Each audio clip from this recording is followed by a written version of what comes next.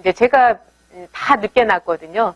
그러니까 34, 36, 38, 44 아이를 이렇게 출산했는데요. 둘째 같은 경우는 아토피가 너무 심해서 그 화상을 입으면 진물이 줄줄줄줄 흐르는 것처럼 온몸에서 이렇게 진물이 흐르고 뭐 거의 잠도 못 자고 이루 말할 수가 없었어요. 그래서 피부 문제에 대한 고민을 참 많이 했었어요. 그때는 학교 다니면서 아이를 낳은 거였는데 제가 한의대를 다니면서 아이를 셋을 출산한 거거든요. 그래서 이제 그때는 정말 힘들기도 했고 또 제가 알고 있는 것도 한정적이어서 여러 가지 시행착오를 겪으면서 치료를 했는데 지금은 저희 네 애들이 어디 가면 다 피부 좋다 소리 듣고 그리고 이제 그때의 그 경험들이 제가 한의원을 하면서도 이제 다른 아이들이 와도 별로 아토피에 대해서 여드름에 대해서 겁 없이 이렇게 도전할 수 있는 어떤 기회가 되지 않았나. 그러니까 우리가 생활하면서 겪는 모든 것들은 거저 얻거나 또 그냥 값없이 그냥 버릴 거는 없는 것 같아요. 그 하나하나 처한 상황에서 그것을 다 어떻게 내 것으로 삼느냐, 이제 그런 것들이, 자기를 발전시키는 그런 기회가 될 수도 있지 않나 싶어요. 그래서 이제 여드름 얘기를 좀 해보려고 해요. 제가 이제 치료 사례가 여드름하고 두드러기에 대해서, 얘기를 하려고 했는데요. 그래서 여드름이 왜 발생하고, 그리고 여드름 치료는 어떻게 하면 좋은지, 뭐 이런 것들에 대해서, 혹시 관심이 없는 분들이 있을 수도 있어서 아주 자세히는 안 했고요. 대략적으로만 이렇게 훑어볼 거예요.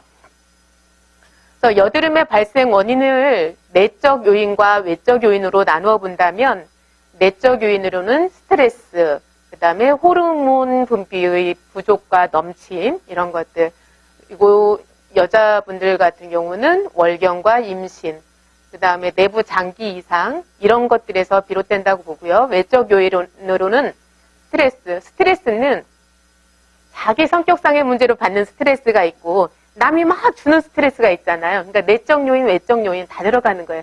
그리고 막 사람이 나 스트레스 받아 이것뿐만이 아니라 내 몸이 불편하면 그 자체에서 오는 스트레스가 있어요. 그래서 내가 막 스트레스 받고 있다는 느낌이 들지 않아도 그냥 스트레스로 작용하는 그런 게 있거든요.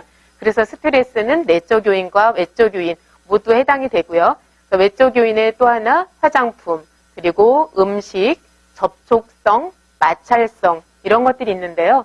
접촉성이나 마찰성 이런 건 뭘 생각하시면 되냐면 그 비행기 조정하시는 분들 이런 분들은 보면 여기다 뭐 항상 끼잖아요. 그분들은 여기에 여드름이 주로 나요.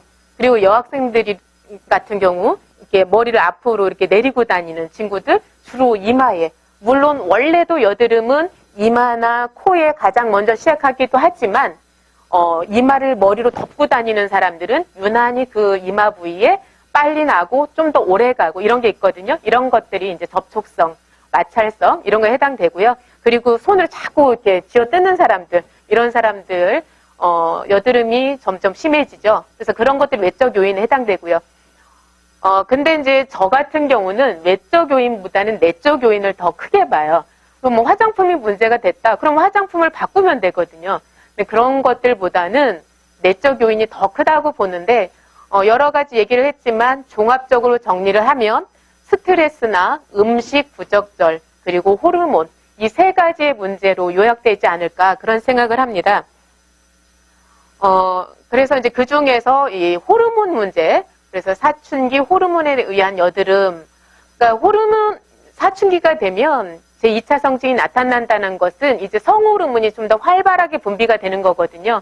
그래서 그 호르몬 분비가 워낙 왕성하기 때문에 중학생이나 고등학생 또는 초등학교 6학년 이런 아이들이 내원을 했는데 아니면 이제 상담을 하면서 우리가 여드름 완치시켜주겠다 이런 말 했다가는 나중에 원망 많이 들을 수 있죠. 호르몬 분비가 그 왕성한 그 사춘기의 학생들 같은 경우는 완치를 목표로 하는 것이 아니라 일단 나 있는 여드름을 치유해주고 그리고 여드름의 어떤 생명 주기 이런 것들을 설명하면서 앞으로 좀 덜 나게 한번 해보자 이런 쪽으로 접근하는 것이 맞다고 봐요. 그러니까 여드름은 이미 얼굴에 나 있는 여드름은 뭐 사람들이 막 손대지 말라고 짜지 말라고 하는데 아무렇게나 짜서 그렇지 사실은 이미 얼굴에 나 있는 것은 그러니까 짜내는 거 이걸 CE 한다고 하거든요.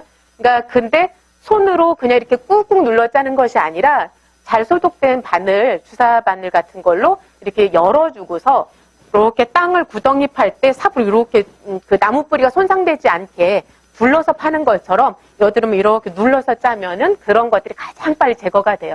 일단 나 있는 여드름은 짜서 없애주는 것이 좋겠고요.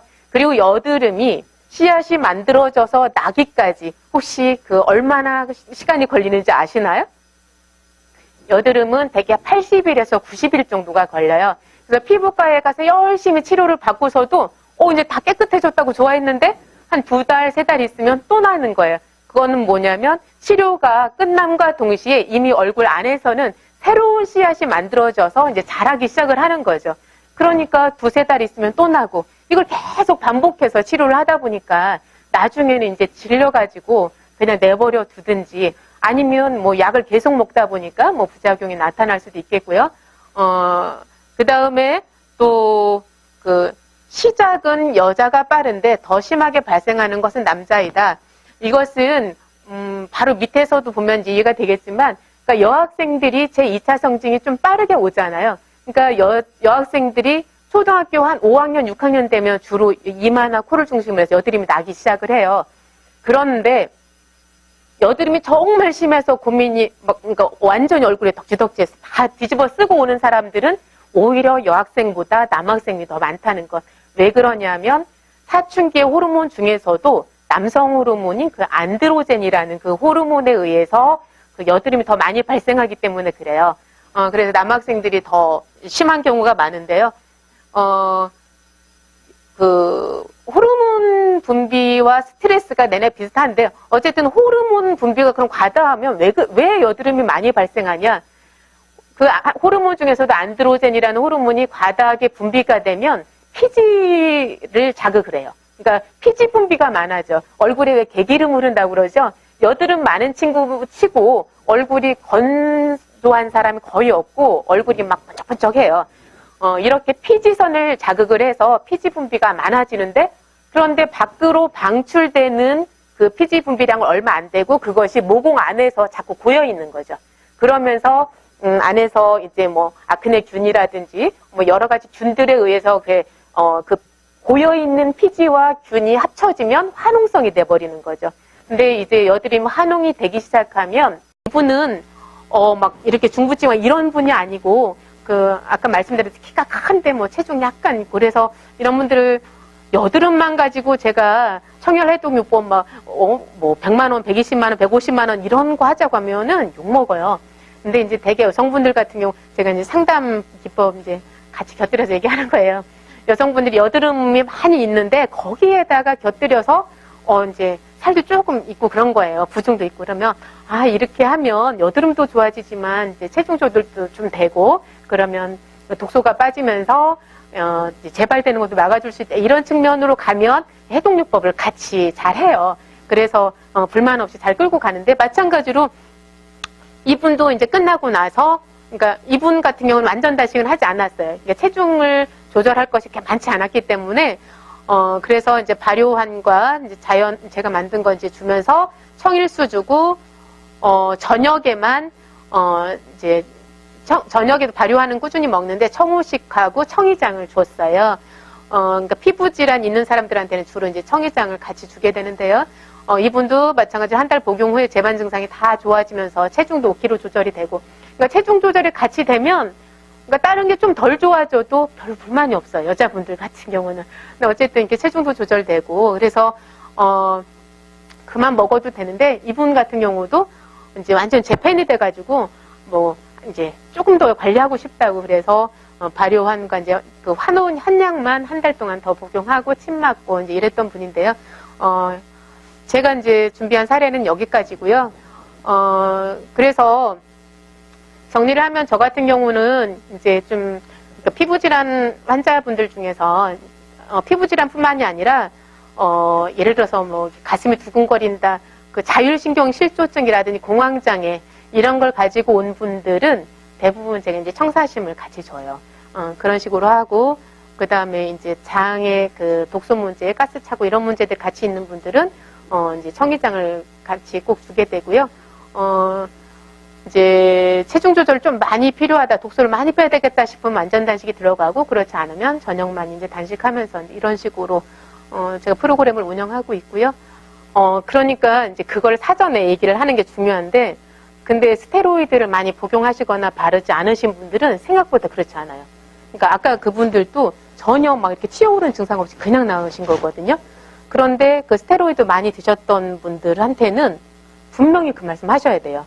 그래서 막 더 심해졌다고, 그래서 그걸 못 참는 사람들은 이제 안 오는 거고, 투덜대면서도 오면은 그냥 이제 너무 심하다 하면은 약을 이제 같이 드시게 하기도 하는데, 그러니까 이제 그 전부터 저랑 이렇게 잘, 그 교류가 잘 있었던 분들이라면 가려워도 좀 참자, 이제 그리고 뭐 바른 연고를 만들어준다든지 하면서 이렇게 가는데, 그렇지 않은 분들은 이제 그냥 피부과 약을 뭐 3번 드셨던 걸 그냥 쫙 가려울 때 한 번씩만 먹어라, 이렇게 하면서 이제 할 수도 있겠고요. 근데 저 같은 경우는 그런 경우는 없었어요. 그런 환자는 저는 그냥 과감히 그냥 포기해요. 버려요. 그러니까 이제 그런 환자까지 끌고 가려고 하면 이제 저희 자신이 스스로 내상을 너무 많이 입고 스트레스 받아서, 예, 그런 분들은 잘 안 따라와요. 그러니까 그러면서도 막 저는 이렇게 하고 싶다고 따라오는 분들, 그런 분들은 다 돼요. 제가 워낙 잘한 걸로 이렇게 이야기했습니다.